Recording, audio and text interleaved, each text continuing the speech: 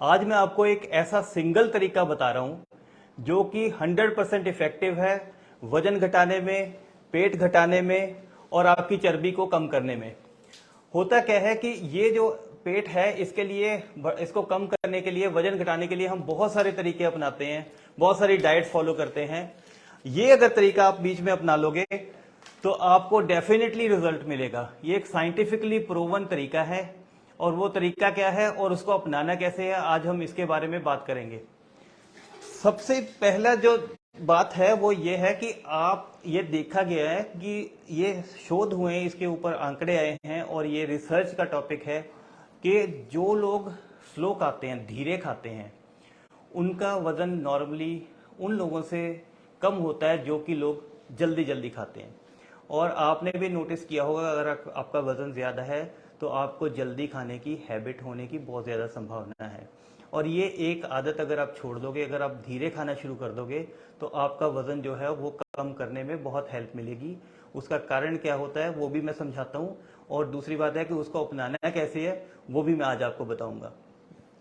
अगर आप जल्दी जल्दी खाते हो, हमारे ब्रेन में एक हार्मोन होता है जो कि आपको ये बताता है कि अब आपको खाना खाना बंद कर देना चाहिए।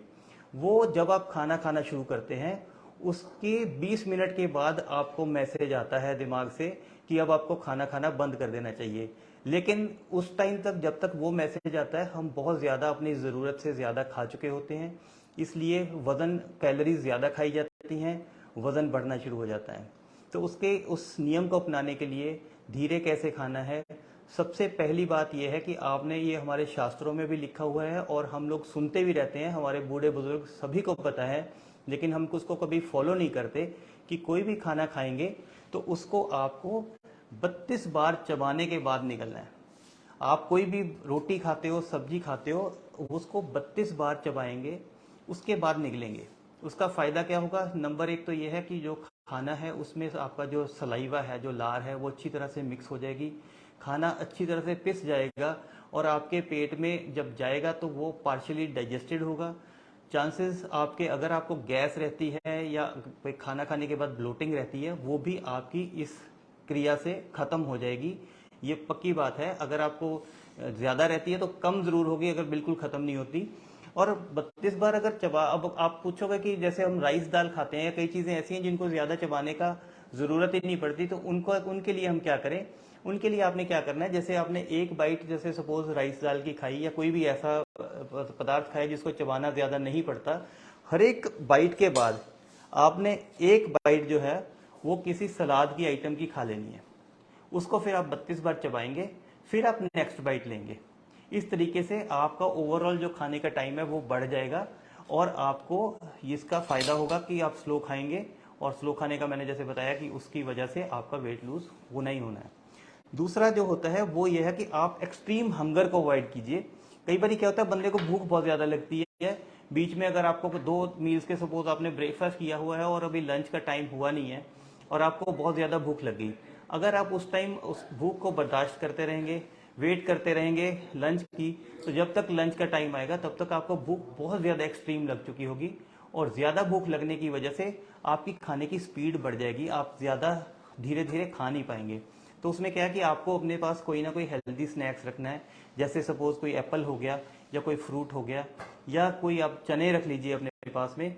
और वो स्नैक खाने से भी पहले मैं आपको एक टिप देता हूँ कि पहले आप एक गिलास पानी पीजिए और 5 मिनट के लिए वेट करिए।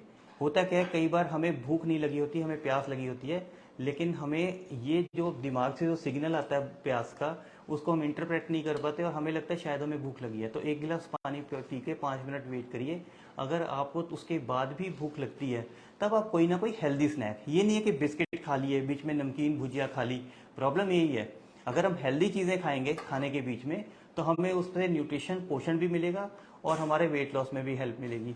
अगर हम अनहेल्दी चीजें खाएंगे, बिस्किट, नमकीन, भुजिया, ब्रेड या ऐसी कोई चीज खा लेंगे, समोसा खा लिया, तो उससे हमारा वेट बढ़ने के चांसेस होते हैं। तो ऐसी चीज खाइए स्नैक में जिसको कि ज्यादा चबाना पड़े। जैसे कि मैंने आपको एग्जांपल दी, जैसे चने हैं, भुने हुए चने जो हैं उसको काफी अच्छे से चबा चबा के आपको खाना पड़ता है और थोड़े से चने खाएंगे तो आपकी भूख खत्म हो जाएगी। तीसरा जो हमने क्या करना है कि आपने जब भी आप खाना खा रहे हो तो आपने 2 निवालों के बीच में, जैसे एक बार खाना खा लिया, अगर आप फोर्क और स्पून के साथ खाते हैं तो इनको नीचे रख देंगे, अपना हाथ छोड़ देंगे। अगर आप रोटी भी खा रहे हो तो एक बार आपने खाना खा लिया, जब तक आपने उसको 32 बार चबा के अच्छी से निगल नहीं लिया, तब तक आपने जो है अपना खाना दोबारा दूसरा जो निवाला बनाना शुरू नहीं करना है। पहले उसको अच्छे से निगलिए, वेट करिए, उसके बाद आप लेंगे।